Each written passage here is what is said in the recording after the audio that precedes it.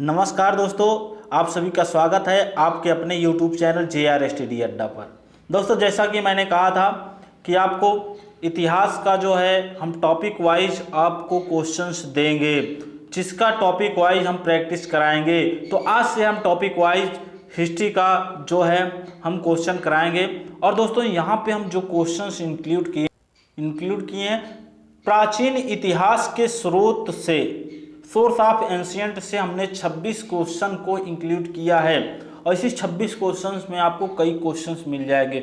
बहुत ही इंपॉर्टेंट है। थोड़ा हम हिस्ट्री के बारे में जान लेते हैं। इतिहास किसे कहते हैं या इतिहास कहलाता कैसे है। अब देखिए, जो सबसे पहले दोस्तों जो अभी नए हैं, सबसे पहले आप चैनल को सब्सक्राइब कर लीजिए, JR स्टडी अड्डा को। आप सब्सक्राइब करने के बाद बगल में एक बेल आइकन दिख रही होगी, आप उसको क्लिक कर दीजिए। जो ऑल है, ऑल नोटिफिकेशन पे आप क्लिक करिएगा। इससे क्या होगा, जब भी मैं नया वीडियो बनाऊंगा उसका वीडियो सबसे पहले आप तक नोटिफिकेशन में मिल जाएगा। आप डायरेक्ट वहां से सबसे पहले वीडियो देख सकते हैं। तो दोस्तों, यहाँ पे हमने 26 क्वेश्चन इंक्लूड किया है, जो कि बहुत ही ज़्यादा मोस्ट इम्पॉर्टेंट है। तो आप पूरा वीडियो देखिएगा।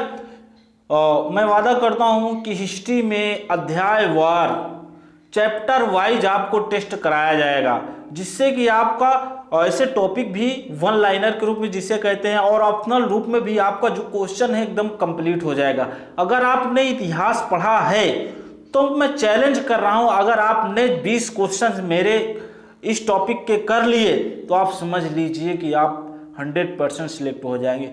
जितने भी हिस्ट्री के क्वेश्चन यहाँ पे इंक्लूड किए जाएंगे अध्यायवार, अभी तो प्राचीन इतिहास के स्रोत है, इसके बाद हड़प्पा सभ्यता, ऐसे करके मॉडर्न हिस्ट्री तक हम क्या करेंगे, आपको चैप्टर वाइज आपको टेस्ट कराएंगे। तो दोस्तों, बहुत ही इंपॉर्टेंट है, तो आप वीडियो पूरा देखिएगा।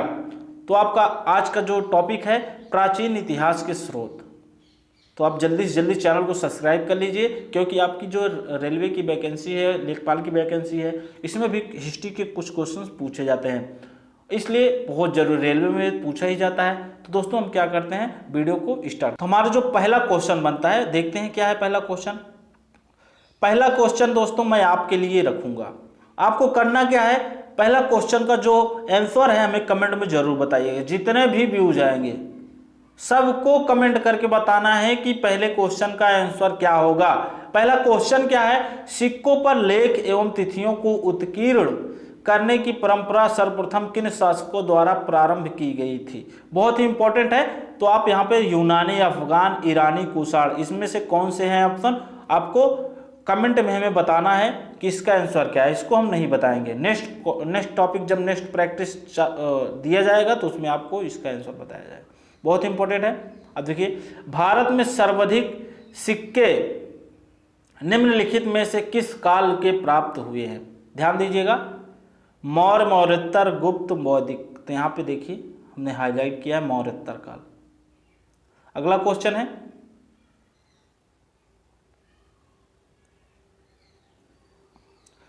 सूची 1 को सूची 2 के साथ सुमेलित करें और नीचे दिए गए कूटों में से सही उत्तर का चयन करें।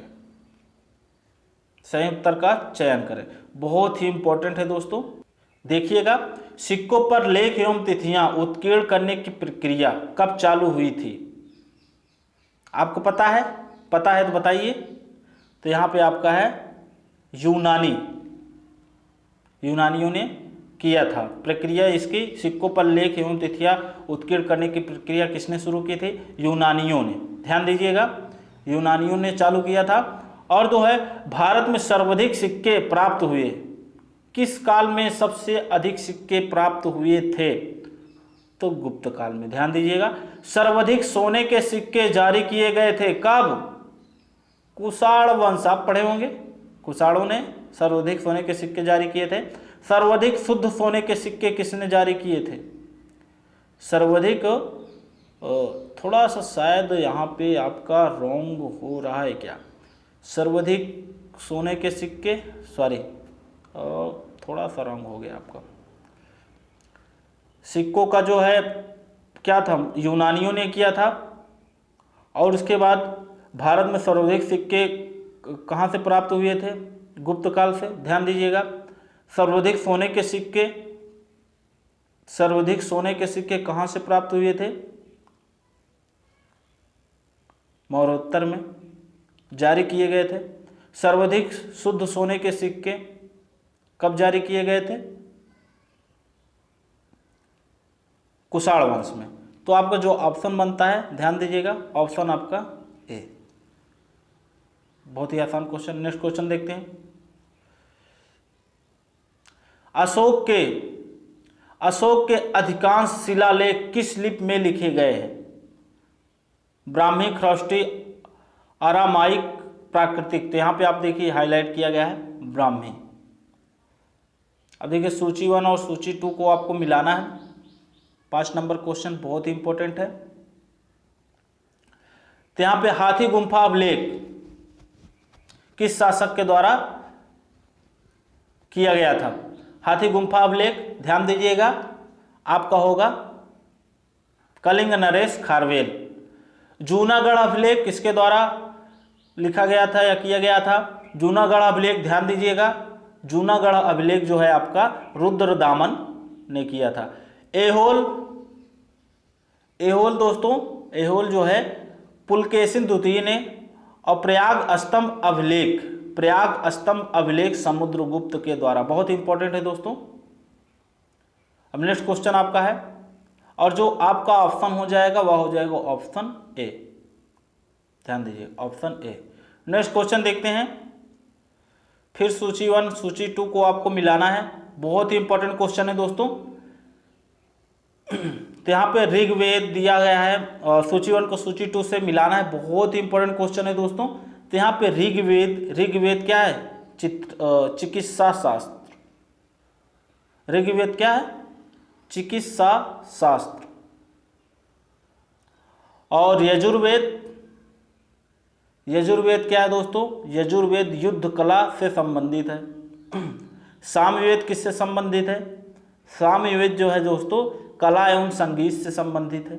अथर्ववेद शिल्प वेद से संबंधित है। अथर्ववेद शिल्प वेद, ध्यान दीजिएगा। नेक्स्ट क्वेश्चन, अब आपको देखिए ऑप्शन यहाँ पे दिया गया, हाईलाइट किया गया है दोस्तों, ऑप्शन ए। नेक्स्ट क्वेश्चन देखते हैं। बहुत ही इंपॉर्टेंट क्वेश्चन लिया गया है। वेदांग की संख्या निम्नलिखित में से कितनी है? तो यहाँ पे देखिए हाईलाइट किया गया 6। यूनानी राजदूत मेगास्थनीज किसके शासन काल में राजदूत बनकर भारत आया?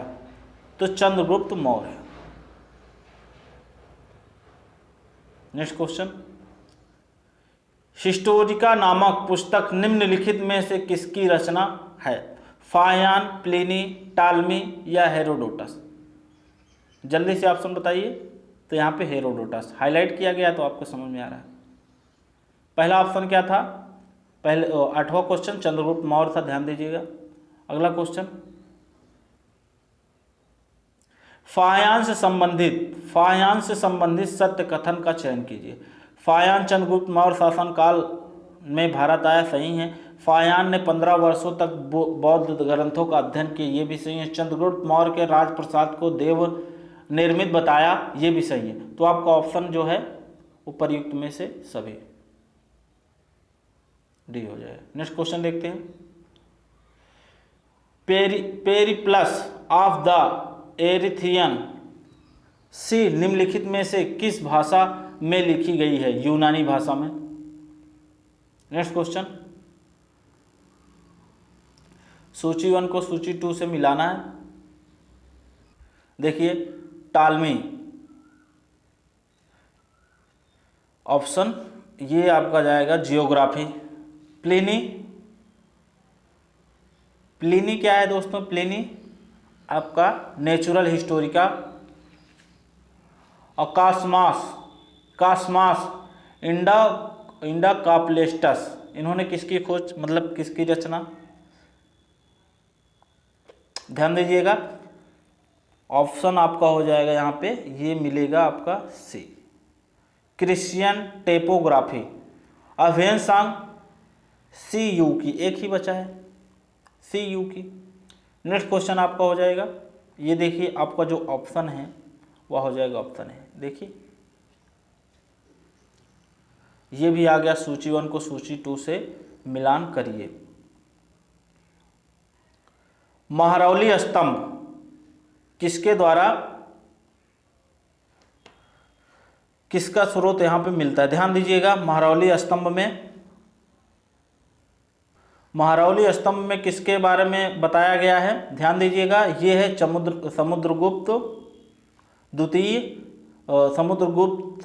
द्वितीय के दिग्विजय अभियानों का विवरण किसमें दिया गया है, महरौली स्तंभ अभिलेख में। अब प्रयाग प्रशस्ति अभिलेख में किसके बारे में दिया गया, समुद्रगुप्त के प्रयाग प्रशस्ति, ध्यान दीजिएगा। प्रयाग प्रशस्ति जो है समुद्रगुप्त के विजय अभियानों का यशोगान उसमें बताया गया है। बौद्ध स्तंभ लेख में क्या बताया गया है, ध्यान दीजिएगा। शुंग वंश की जानकारी का प्रारंभिक स्रोत वहां पे मिलता है बौद्ध स्तंभ लेख में। और एरड़ स्तंभ लेख में क्या मिलता है, समुद्रगुप्त के व्यक्तिगत मामले की जानकारी। तो यहाँ पे आपका देखिए फर्स्ट वाला फर्स्ट से मिल रहा है, सेकंड वाला सेकंड से मिलेगा, बौद्ध वाला जो है थर्ड वाला जो है थर्ड से, फोर्थ वाला फोर्थ से। तो यहाँ पे आपका ऑप्शन है ए, एक का ए, बी का बी, बी का 2, सी का 3, डी का 4। नेक्स्ट क्वेश्चन है आपका, वेन्सांग किस चीनी यात्री द्वारा हर्षवर्धन को शिलादित्य की उपाधि से विभूषित किया गया था, वेन्सांग। ध्यान दीजिएगा, जितने भी क्वेश्चन आपको दिए जाएंगे सब ऐसे ही दिए जाएंगे। शिल्पाधिकारम नामक ग्रंथ का संबंध निम्नलिखित में से किस साहित्य से है, बौद्ध साहित्य, जैन साहित्य, ब्राह्मण ग्रंथ या संगम साहित्य, संगम साहित्य है, ध्यान दीजिएगा। महापाषाण मेगालिथ संस्कृत का उदाहरण निम्नलिखित में से कहाँ पाया गया, पूर्वी भारत, पश्चिमी भारत, उत्तरी भारत या दक्षिणी भारत, दक्षिणी भारत है ऑप्शन। नेक्स्ट क्वेश्चन आपका है, भावचित्रात्मक लिपि का संबंध निम्नलिखित में से किस संस्कृत से है, तो ये हड़प्पा संस्कृत से है, ऑप्शन है। नेक्स्ट क्वेश्चन देखते हैं, जेम्स प्रिंसेप ने अशोक के शिलालेख को निम्नलिखित में से किस वर्ष पढ़ने में सफलता प्राप्त की, तो 1837 में जेम्स प्रिंसेप ने अशोक के पहले शिलालेख को जो है पढ़ने में, पहली बार शिलालेख को पढ़ने में सफलता प्राप्त की, जेम्स प्रिंसेप। ध्यान दीजिएगा, क्वेश्चन आया है, यूनानी विवरणों में सैंडोकोटस नाम का उल्लेख किस भारतीय शासक के लिए किया गया है, किस शासक के लिए किया गया है, चंद्रगुप्त मौर्य। नेक्स्ट क्वेश्चन आपका है, सती प्रथा का प्रथम उल्लेख किस स्तंभ या किस अभिलेख में प्राप्त होता है, किस स्तंभ अभिलेख में, भीतरी अभिलेख, एरड़ स्तंभ लेख, तालकुंडा स्तंभ लेख, गरुड़ स्तंभ लेख। तो यहाँ पे एरड़ स्तंभ लेख। नेक्स्ट क्वेश्चन आपका है, निम्नलिखित में से किस स्तंभ लेख में महेश्वर समुदाय के उदिताचार्य का विवरण प्राप्त होता है, मथुरा स्तंभ लेख, बौद्ध स्तंभ लेख, गरुड़ स्तंभ लेख, एरड़ स्तंभ लेख। तो यहाँ पे आपका हो जाएगा मथुरा स्तंभ लेख। नेक्स्ट क्वेश्चन देखते हैं, गरुड़ स्तंभ लेख के संबंध में सत्य विकल्प का चयन कीजिए, सतर्कता, आत्मसंयम, त्याग, उपर्युक्त सभी है। गरुड़ स्तंभ लेख के संबंध में सत्य विकल्प का चयन कीजिए, जिसमें सतर्कता, आत्मसंयम, त्याग, इन तीनों के बारे में बताया गया है। निम्नलिखित में से कौन सा स्तंभ अभिलेख विदर्भी शैली में है, एरड़ स्तंभ अभिलेख।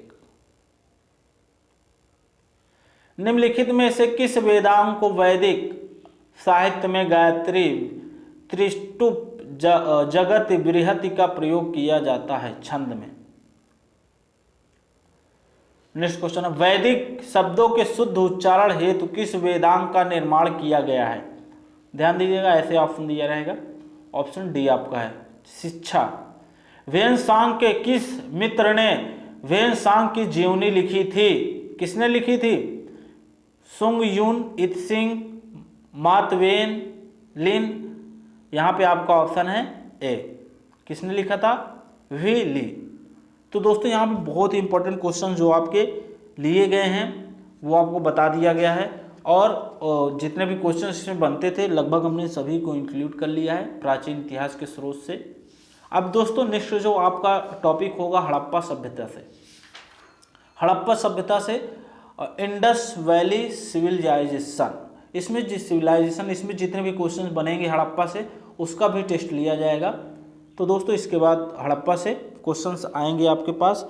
तो यहाँ पे आपका जो है आज का जो है टेस्ट समाप्त होता है। तो अगर आपको टेस्ट समझ में आया तो जल्दी से जल्दी आप लाइक शेयर और कमेंट करके हमें बताइए कि वीडियो कैसा लगा दोस्तों, और अपने दोस्तों के पास शेयर जरूर करिए। और हमें कमेंट में ये भी बताइए कि आपने वीडियो कितने लोगों को शेयर किया। तो दोस्तों धन्यवाद, आप अपना सपोर्ट और प्यार हमेशा बनाए रखें।